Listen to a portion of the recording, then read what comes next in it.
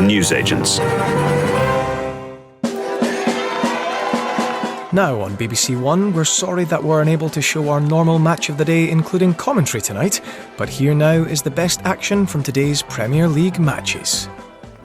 Who could forget that seminal episode of Match of the Day, which had no presenter, after Gary Lineker had ended up on the wrong side of the BBC and been told to step away from presenting, and many others had refused to fill in behind him. Today, we're looking at a situation which might escalate in the same direction. Yes, could history be about to repeat itself?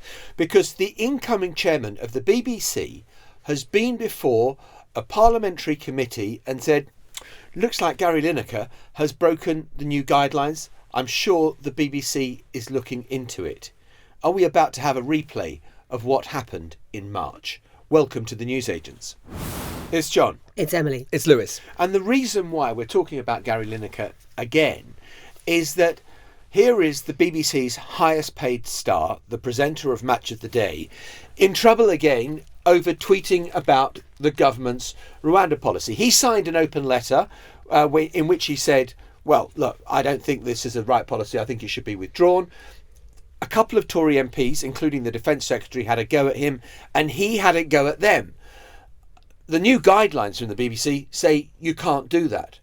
So what's the BBC going to do about it? Yeah, and I guess the reason that we're trying to examine this today is because the incoming chairman, who was only announced last week, his name is Samir Shah, and he is a proper TV heavyweight. He's worked in political programming, he's worked at the coalface of journalism, and he now has to become the next person to decide at what point presenters are crossing the line, if they are, and at what point he's actually going to stand up for them, I guess, and say, stop trying to beat the BBC up, because this story inevitably will become something shared and loved and possibly exaggerated by huge swathes of the right-wing press. Yeah, and we're going to return to that because it's a sort of story which you kind of feel is quite slowly gaining momentum. But we couldn't not at least return to, not least because it's been such a big thing of the week, and we've spoken about it at length this week and last week,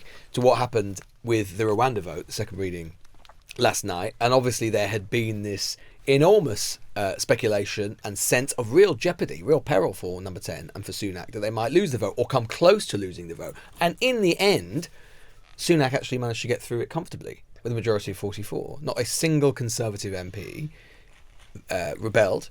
There were some abstentions, but not a single Conservative MP voted against the second reading. And so Rishi Sunak has finally had what he has had far too few of, which is a decent political day and a decent news day. And he can at least go into the New Year, Christmas break and New Year, Parliament about to break up, with at least some sense of momentum that he might not have had before. He's finally had a bit of a victory. That said, of course, it is a problem deferred, I think, rather than completely diffused, because this is going to now go to committee stage in the House of Commons. The Conservative right are going to amend it. The government has made clear that they don't have much room or much bandwidth to amend it. So there is going to be another showdown in the new year, but there's no doubt that as a result of this, the right of the Conservative Party will be somewhat deflated because it's shown that perhaps they don't quite have the numbers that they thought they might. And Sunak and the One Nation group going into things with a bit of a spring in their step. There was a massive defeat over an immigration bill, but actually that one was happening in France for Macron, where it's almost a mirror image, the left and right combined to defeat him because he was trying to promise everyone something. And this won't affect Macron. He's the president. He gets a 5-year term, whatever. It might mean that he is in a position now where he has to change prime minister, which could have been the same position that Rishi Sunak's in. Why I'm mentioning this is because Rishi Sunak will actually sail into Christmas thinking, thank God that's over. I've got my majority. I'm fine. But also, he cannot really afford to move either to the right or the left on this one when it comes back next year, because the sort of firm right of his party won't let him water it down, and the One Nation Tories won't let him harden it up. So we are in a holding position, make no mistake, where it kind of feels like he's just got to Christmas. But I'm guessing that whatever they all think will be amended and changed in the third reading, the next reading of the bill, won't really be able to happen. Well, we should be clear. I mean, let's just assume that this piece of law gets through. And in a way, we're probably guilty of this as anybody else, in the sense that because it's become such a kind of moment of political jeopardy for Sunak, we probably haven't engaged quite as much as we ought to have done in terms of the substance of the actual bill. I mean, this in and of itself represents a fundamental change to the way that immigration law is done in this country. It would represent a fundamental change to the way the law is applied. I mean, big sections of the Human Rights Act disapplied, sections of the European Convention on Human Rights disapplied. Lord Jonathan Sumption was on Newsnight last night basically saying he thinks that as a result of that it would probably be in breach of international law under ECHR terms. This is a big thing. It would be a big thing. And that is a big change. We are often, because there is the conservative right and the so-called, and I hesitate to even mention it, the so-called five families of the Conservative No. Should we just ban that? No, I ban it. I want to ban it, but I just want to bring it up just because they are it's so sort of mind-boggling. But because they are so dominant in the party, it is so easy to think that Sunak has crafted a kind of middle-of-the-way bit of legislation on this. It's not middle of the way. It is the most extreme bit of legislation in terms of immigration law we've basically ever seen. The government themselves are completely clear about that. And at the moment, there looks like there was a majority for it. Whether that sustains is another question. Yeah, I mean, we have on this podcast in the past few weeks kind of raised the question, is Rishi Sunak crap at politics? Because, you looked at what happened over the kind of Elgin marbles, and that kind of all went horribly wrong with cancelling the meeting with the Greek Prime Minister. You look at some of the other things, the vote that they lost the other night in the Commons. Actually, I just felt this from the beginning of the week, that the political management over this vote has been brilliant by Rishi Sunak and by the Whip's office, because they've kind of raised the sense of jeopardy. Everyone is reporting this could be the moment. This could be the moment when the Tories lose and it will be a catastrophe for Rishi Sunak. And I think they always had the votes. They pulled out all the stops. They did everything they could have done in terms of whipping, in terms of bringing people back from COP and all the rest of it. But you see, but we are back talking about the politics of it. And I think Lewis is right when he says, actually, you go one layer down and you hear that Rishi Sunak has declared Rwanda safe. Now, that doesn't make sense. It's not for Rishi Sunak and his government or his vote to declare Rwanda safe if the Supreme Court has declared the whole policy unlawful. And I think you've got to kind of come back to that. Edward Garnier, who is the former Attorney General, made that point. It's like trying to call cats dogs when they're not, they're cats.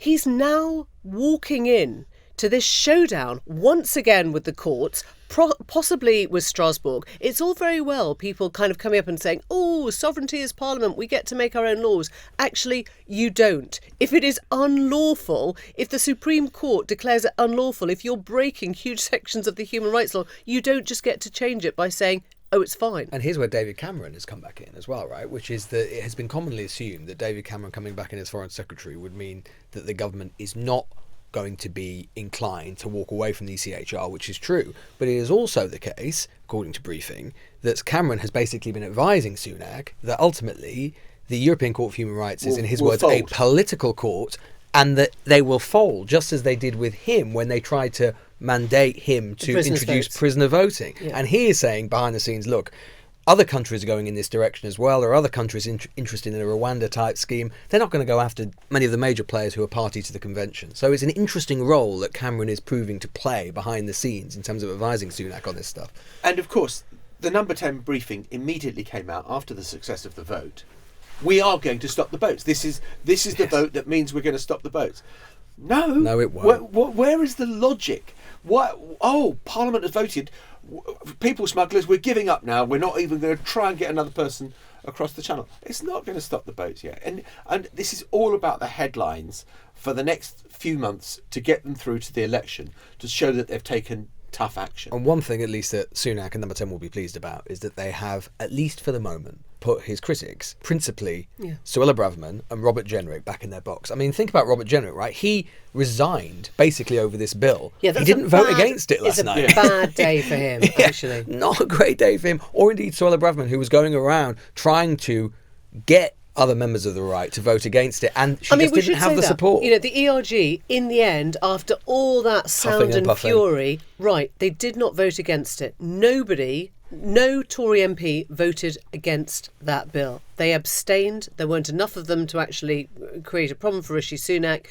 But all that noise, nobody voted against Rishi Sunak's bill. I've always wondered why it has taken so long for Conservative Party leaders to stand up to the ERG, because they have been kind of ruling the roost. Didn't really stand for up to years. them, invited them to breakfast. He pulled back people from Dubai because he was so nervous that, he was going to lose the vote by political one. presentation. I think that was all good optics to you? build up the I sense. think he was nervous. Yeah, I'm sure he was nervous, but there was an element of building up the sense of jeopardy when you probably think, actually, we've got this fine, we've got this covered.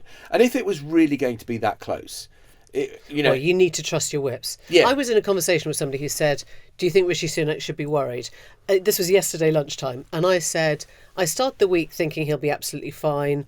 I think I'll end the week thinking he'll be absolutely fine. But right now, wherever we are at 12 o'clock on Tuesday, yes, I think there is jeopardy in the air. I think there was jeopardy in the air. Well, I think before about yesterday, I think they got to lunchtime yesterday, around, as you say, Emily, and they sort of realised that they had the numbers, that it was sort of... But there was a feeling, certainly even over the weekend, that this was starting to potentially sort of spiral out of control. And again, we shouldn't underestimate still the potential for that to happen again, because things are so fluid. And we shouldn't forget as well, it would have been so unusual for a government to be defeated at second reading. A government has not been defeated at second reading since 1986. So it would have been catastrophic. I heard that statistic. Yeah. About 1986. It wasn't a shopping times or Thatcher something. had a huge majority. I know. I think it was about Sunday shopping times. When Usdaw was the powerful union that ruled the roost in the Isn't it amazing to think that we were really incensed about going shopping on a Sunday? I mean, I'd quite like to have that back. What? Not going shopping on a Sunday? Not going shopping on a I Sunday. agree. I think it's great. It was the... I've got a feeling Betty Boothroyd was a former Usdaw Can dancer. person, and she was one of the big voices against... Yes, for retail workers. For retail workers. Let them have a day off. Yeah. Keep Sunday special, it was called, wasn't it? But just to bring us back... What, we can't... Now we should do a deep dive on the last vote on the 1980s. shopping trolley. And for the second half. Is it better? Are we better or worse as a society that Marks and Spencer's is now open on a Sunday? Discuss. No, let's not. Honestly, if he had lost that vote, the whole of next week would have been a shuffling of the decks to try and remove him. Oh, right? Yeah, that would have been it, I think. It would have been it. Yeah. So the jeopardy was incredibly high for that brief period in which he thought he might lose it. One thing in which Sunak can be grateful for is, and this is something we've been sort of talking, all week about ways in which this was a bit like Brexit, and there are lots of ways that he has reanimated the sort of Brexit wars, and I think he'll have cause to regret it. One of the ways that he had an advantage on Theresa May was that he didn't have the Fixed Term Parliaments Act. See, one of the reasons that May struggled is we had the Fixed Term Parliaments Act, and she couldn't threaten an election to MPs. It basically changed what confidence meant in the House of Commons. So it meant that they could vote against her legislation and be safe, be assured that there wouldn't be a snap election. Have the lever. Sunak was going around, the whips going around, saying, if you vote against this, we're going to have no choice. We're going to end up in an election. And that really benefited him in the end. I just want to add on one other PS to this discussion. PS or BS? Lewis, you may have a potty mouth. I went PS. I was talking a postscript. Oh, yes, lovely. Which is that, of course, the boats is one of the 5 pledges. The other pledge is to grow the economy. Not really great figures on that today. And realistically, the Rwanda boat policy, I know it's got this enormous totemic importance, but not one person has gone to Rwanda. 3 Home Secretaries have gone, but not one asylum seeker has gone. The economy really does bloody matter. And there... it's shrunk in the latest figures, which suggest another quarter and we're of negative growth and we're in a recession. Yeah, I mean, the latest figures show us basically completely stagnant. Economy shrinking by about 0.3%. Economists thought it would be 0.1%. High interest rates are clearly working their way through the system. High borrowing costs mean that the economy, businesses are struggling and so on. I mean, this isn't just we should say it's not just a UK thing, it's a European thing. There are some countries in Europe, people often say, oh, it must be Brexit. Brexit is not helping, but Germany's economy is even more stagnant than ours. And then you look over, ironically enough, to say the US, which is, according to the latest figures, growing at an annualised rate of 5%. And even that isn't actually helping Biden. Americans are still saying they're not feeling it and so on. Meanwhile, over in Europe, it's a stagnation continent, completely stagnant continent. And that's the thing that ultimately matters for Sunak. I was told last Thursday that at the 1922 committee meeting that Rishi Sunak attended to try and sort of gee up support, Theresa May was one of the voices that said, stop talking about the small boats, we've got a great story to tell. Why aren't we telling better stories? We should be talking about the economy. I guess that's why. That actually that didn't last long enough for it to be a great story to tell. And at the moment, he is fighting fires everywhere he looks, actually. Before we talk about Gary Lineker, I just want to respond to one of our listeners who's in the Senedd in Wales. He's a member of Plaid, and his name is Mabon ap Gwynfor. Hi, Mabon. And I know that Mabon is a big fan of the newsagents in our top 10%, but is rebuking us today for not doing enough on Wales. And it's true, actually. Take that on the... Chin. Whatever. No, not on the chest, on the chin. But Whatever funny chin is enough, in Welsh. Mabon, we are about to talk about Wales, Mark Drakeford specifically, who is stepping down as Wales's First Minister. All that to come. So Gary Lineker is back in a spot of bother again due to his tweeting, its amplification in some sections of the press. But also today, the new chairman of the BBC, who's about to take over, Samir Shah, my former boss when I was a political correspondent at Westminster, weighed into it a bit. I think he could have played a dead back to it. He chose not to. And he engaged in the question of whether Gary Lineker, once again, had breached BBC impartiality rules. So in your questionnaire, you said every now and then the BBC runs into a storm of criticism. And of course, just this weekend, you had an early taste of what that might look like when Gary Lineker signed a letter criticising the government's refugee policy. We're going to talk a lot more about impartiality and social media when some of my colleagues speak to you later. But do you think Gary Lineker's broken the BBC's new social media guidelines or not?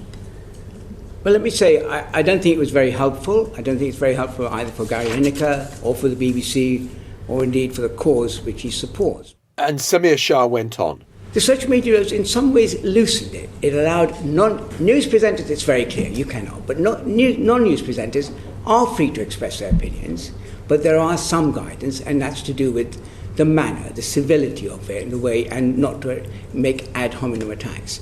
So, as far as I'm aware, the signing of the letter did not breach those guidelines.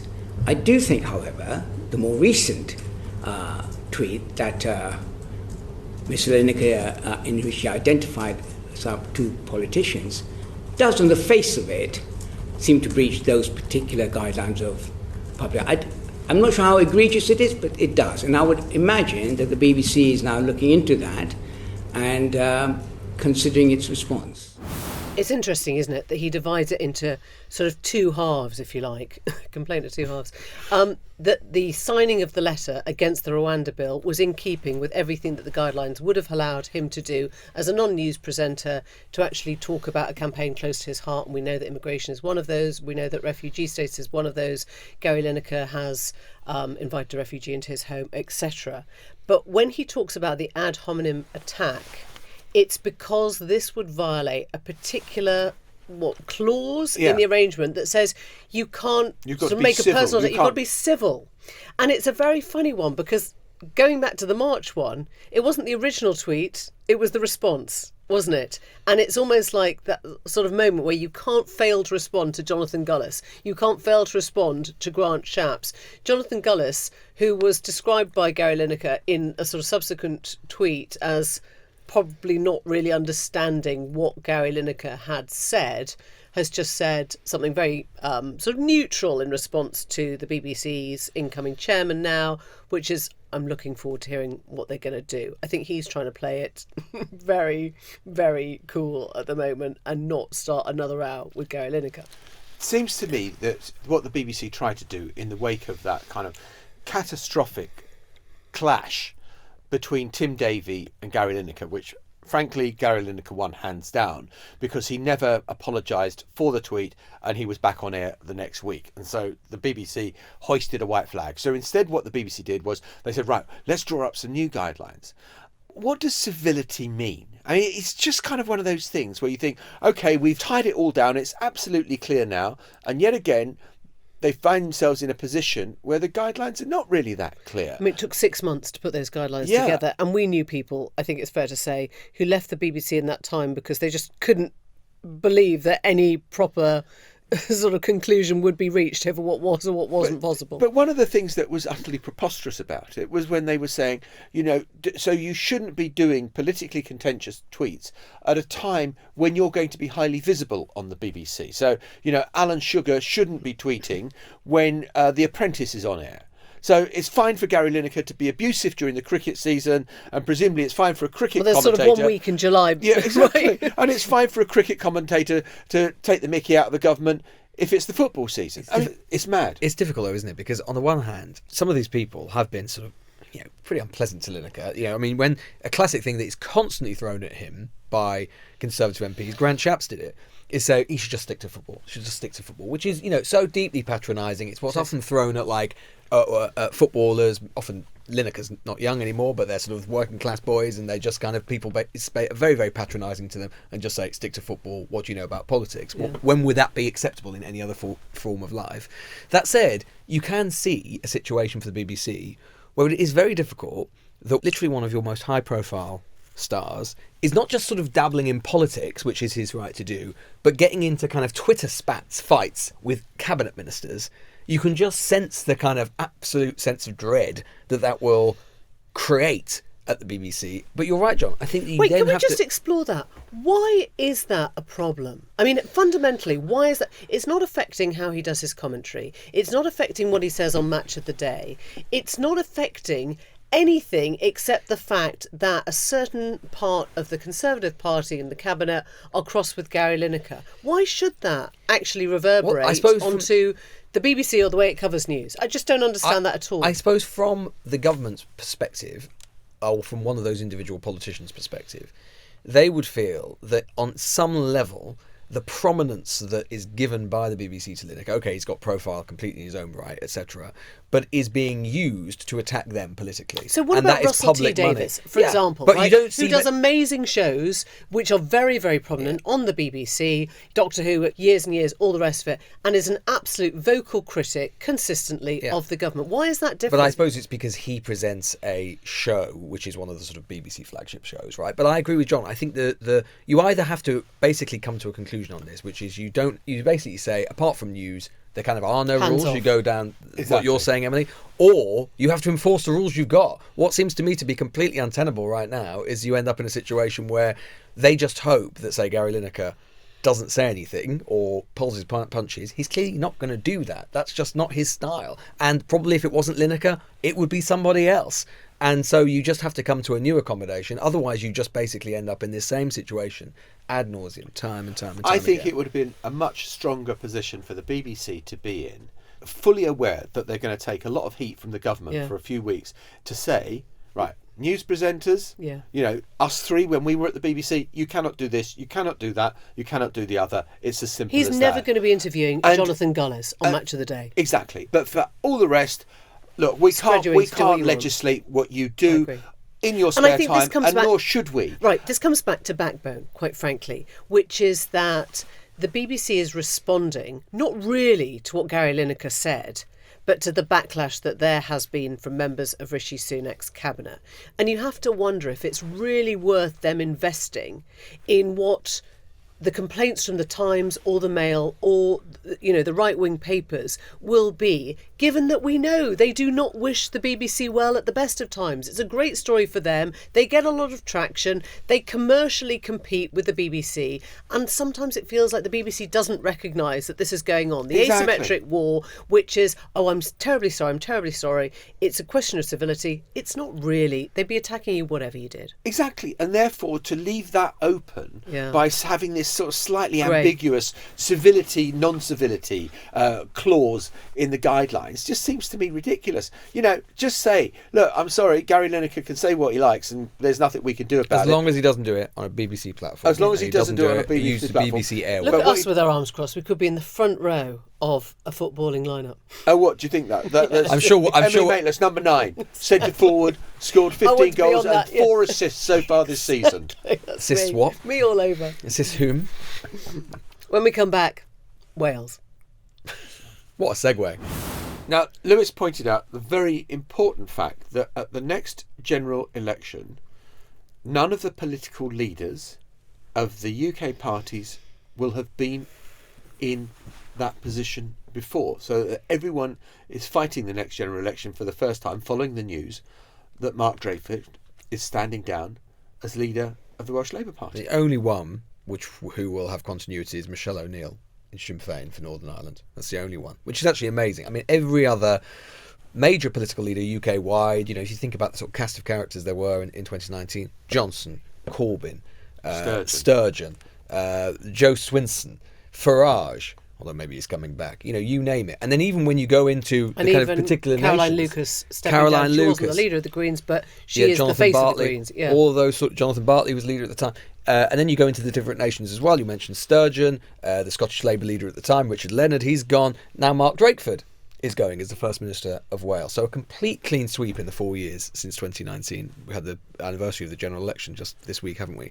And Mark Drakeford, we kind of knew he was going. He said he was going to go in 2024, but we didn't anticipate it being quite so early. He said he's going to be gone by March of 2024. He's announced it in the Senate today. That will mean there will be a Welsh Labour leadership contest for the next general election, for the next Senate election. And there will be a new First Minister in place, only I think the 5th First Minister of Wales since devolution in 99. Yeah, and warm words paid to him in tributes by Keir Starmer in the House of Commons today for PMQs. But he was very much seen as on the left of Labour. I mean, notably, the only member of the Welsh Government cabinet to vote for Jeremy Corbyn during that first national leadership bid of 2015. He said that he would govern in the radical socialist tradition of Nye Bevan, Michael Foot. You could say that is the type of Labour that Wales needed and required for the last 5 years. But it's interesting. I think below the kind of kind words and it's sad to see him go, and we should also point out that Mark Drakeford suffered a personal tragedy when he lost his wife earlier this year, and a very, very close marriage, and I think that probably devastated him. And as you say, Lewis led to him starting to think that he didn't want to fight another election. There are some, I think, on the Labour front bench who, whilst recognising everything that he has done for the party, actually think, well, this is a chance for a clean start. And somebody who is more in tune with Keir Starmer and what he wants to do with Labour. And look at how often the Conservative front bench would say, well, look at what they're doing in Wales. It wasn't helpful because they were using Wales as a counterpoint to suggest that Labour was still very much old Labour. It was still very much in the Corbynista mode. It wanted to tell people what to do, that they couldn't drive at more than 20 miles an hour, etc. The speed limits thing. Yeah. And so I think that there was a flank that was slightly exposed that I have no doubt whatsoever that Keir Starmer's words at PMQs today were sincere in paying tribute to him. Well, there's a little opportunity with his going as well. There's a general assumption that Vaughan Gething, who is the economy minister, will be front runner to replace him. Younger man, generally liked, I think, in Welsh politics and by the Labour Party centrally as well. I mean, we should just say, though, I mean, in terms of irrespective of how the Conservatives use Welsh Labour's record and Drakeford's record, I mean, their electoral record is sensational. I mean, we often talk about SNP hegemony. I mean, Welsh Labour have literally been in control of the Senate, the Welsh Assembly as it then was, since the devolution settlement in 1999. There was a widespread assumption, I remember covering it at the time, for the Assembly elections, or the Senate elections, I should say, in 2021, that Welsh Labour would finally fall back. They'd had a very poor general election result in 2019 in Wales overall. It didn't happen. They actually gained seats. And that kind of dominance over Welsh politics looks set to endure. And Drakeford was a part of that. He was generally seen, particularly during the COVID pandemic as well, as Welsh voters thinking he was a sort of safe pair of hands. Yes, he wasn't flashy, but he embodied a kind of quite homely style of Welsh politics that actually goes down well and has allowed him to build a coalition. But actually, in terms of social policy, in terms of health, they've lagged behind. In terms of education, they've lagged behind. And it became an easy target, actually, for Sunak to say, look at what's happening in Wales. That's what happens when you have Labour in charge. The only other thing that, talking to people in Welsh Labour and Welsh politics more generally this morning, asking them what's going on here, I mean, they generally think he's just exhausted. There's been COVID, as Emily had said. He was going anyway, and he'd had the tragedy of his wife dying. But they are all quite intrigued by the fact that it's happening now, so he's gone by March, which would mean that it's just theoretically, if there were to be a spring general election, if it were to be in May, there could be a new leader in place to lead Welsh Labour through that election, and he would be gone. So that they are at least clearly contemplating and thinking about that as a serious possibility. I wonder if, I mean, not to overthink these things, but if there was a chance that Rishi had lost that vote yesterday, we would have expected a much quicker general election, I think. Yes. Maybe that letter was written thinking that there was a chance that everything could speed up in election terms very, very quickly. I'm still concerned that Lewis is trying to get my sweepstake bet of May for next year. No, you could go February now. I mean, we could literally... Yeah. I mean, you have to dissolve it like now, like today, or the 1st of January. Not February. Still going to be May. I'm confident. It's going to be November. it's going to be after October the 24th. I've said it once, I said it I think a million it's January. times. Well, I think we've got another year of this stuff. We're really good at this, aren't we? Yeah. Oh, I think we've done all the months now. You have We've definitely got it right. Dear listener, you have this for another year to come. We'll see you tomorrow. Bye-bye. Bye. Bye-bye. The Newsagents. This is a Global Player original podcast.